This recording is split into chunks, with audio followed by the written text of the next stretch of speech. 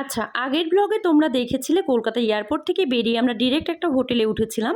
তো সেদিন যেহেতু সন্ধে হয়ে গেছিলো আর কোথাও যাইনি, তো পরের দিন সকালবেলা মানে 10:30টার পর আমরা বেরিয়ে পড়েছিলাম। এখানে একটা দেখো উবে বুক করে নিয়েছি, আর আমার পুচকুসোনা উবেতে উঠে পেছন দিকের ভিউটা কিভাবে দেখছে। তো যাই হোক, আমরা হচ্ছে যাচ্ছি একটু ইকো পার্কে, আর আমরা পৌঁছেও গেছি। তো গাড়িটা এখানে দাঁড়াতে মানে দাঁড়িয়েছে, আর এখানে আমার হাজব্যান্ড হচ্ছে বিলটা দিয়ে দিল গাড়ির, আর আমার পুচকুসোনা কিন্তু গাড়িতেই ঘুমিয়ে গেছিলো। তো যাই হোক, দেখো আমরা ইকো পার্কে পৌঁছে গেছি, আর দুর্ভাগ্যের বিষয় হচ্ছে আজকে সানডে, সে কারণে হচ্ছে ইকো পার্ক আজকে 12:30টায় খুলবে। অন্যান্য দিনে আগে খুলে দেয়, কিন্তু যেহেতু সানডে তার জন্য 12:30। তো যাই হোক, কিছু করার নেই। এখানে একটা ক্যাফে ছিল, ওখানে ওয়েট করছিলাম, আর তারপরে যখন টাইমের মধ্যে খুলে দিয়েছিল পার্কটা, আমরাও ভেতরে প্রবেশ করেছিলাম। আর তারপরে আমরা ফার্স্টে ঢুকে প্রচণ্ড বৃষ্টি শুরু হচ্ছিল। তো তারপরে আমরা কিছুক্ষণ ওয়েট করছিলাম, তারপরে উঠলাম বোটে। তো এখানে আমার পুচকুসোনা ভীষণভাবে এনজয় করেছে, কারণ তোমরা তো জানো আমার পুচকু জল ঘাঁটতে ভীষণ পছন্দ করে, কিন্তু আমার একটু ভয় লাগছিল, চারিদিকে জল তো তার জন্য। এইদিকে ইসুনের পাপা সামলাচ্ছে, এদিকে আমি সামলাচ্ছি, মানে এভাবেই হচ্ছিল। তো যাই হোক, আমি হচ্ছে পুরো ভিডিওটা করেছিলাম যে তোমাদেরকে দেখাবো, সে কারণে। তো অ্যাকচুয়ালি আমি যেহেতু ঘুরে দেখছি, আমি হাজব্যান্ড পুচকু, তোমাদের ভাবলাম যে একটু ঘুরিয়ে দেখাই, তো সে কারণে ভিডিওগুলো করা, বুঝতেই পারছো। আর আমারও ভীষণ মজা লেগেছে। আর আমার পুচকুসোনা তো ওই জ্যাকেটগুলো পরলই না, মানে বাচ্চাদের যে জ্যাকেটগুলো থাকে সেগুলো একেবারেই পরিনি। তো যাই হোক, এভাবেই হচ্ছে আমরা ঘুরলাম ফিরলাম, আর তারপরে আমরা পুরো পার্কটাও ঘুরে দেখলাম। এখানে দেখো আকাশে প্লেন উড়ছিল, ওকে আমি দেখাচ্ছিলাম, দেখো পাপা এটাতে করে আমরা আকাশে উড়ে গেছিলাম, তোমার কি মনে আছে?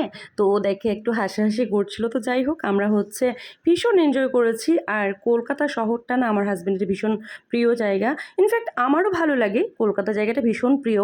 তো যেহেতু আমার হাজব্যান্ডের পড়াশোনা বলো সব কিছুই ওখানে, সে কারণে ওর একটু বেশি প্রিয়। তো যাই হোক, দেখো আমরা তারপরে উঠলাম হচ্ছে টয় ট্রেনে, কারণ হচ্ছে পার্কটা বাচ্চা নিয়ে একেবারেই হেঁটে হেঁটে দেখা সম্ভব না।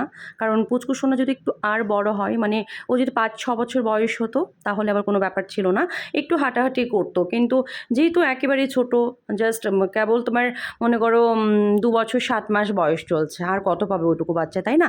তাই জন্য ভাবলাম যে টয় ট্রেনে উঠি। তো আমরা ট্রেনে উঠেই দেখে নিই মানে পার্কটা। তো যাই হোক, পার্কটা দেখো, তোমাদেরকেও দেখিয়ে দিলাম একটু।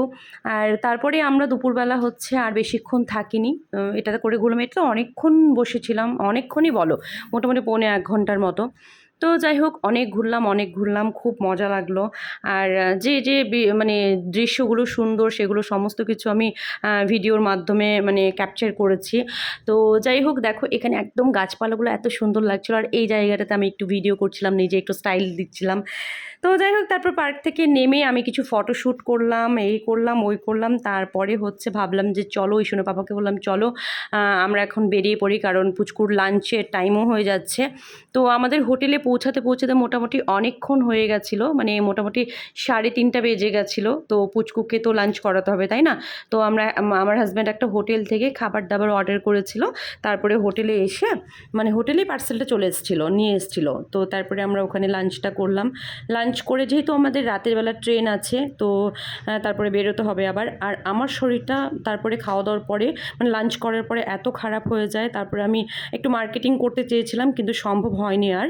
তো ভাবলাম চলো, কলকাতায় তো একদিন পরে আসবো, তখন মার্কেটিং করব। তো যাই হোক, আমাদের তারপর ওখান থেকে বেরিয়ে আমি চলে আসলাম রুমে, একটু রেস্ট নিলাম, তারপরে একটু ভালো লাগলো। আর তারপরে ট্রেনে উঠেও কিন্তু পুচকুসোনার ভীষণ শরীর খারাপ হয়ে গেছিলো, তাই ট্রেনের আমি কোনো ভিডিও করতে পারিনি। আমার ট্রেন ছিল গৌড় এক্সপ্রেস, ওই ট্রেনে আমরা চলে এসেছিলাম বাড়িতে। আগে থেকে আমাদের টিকিট করাই ছিল, মানে যে আমাদের টিকিট করে দেয় সেই করে দিয়েছিল। তো আজকের মতো ভিডিও এই পর্যন্ত, দেখা হবে পরের ভ্লগে। By, tata.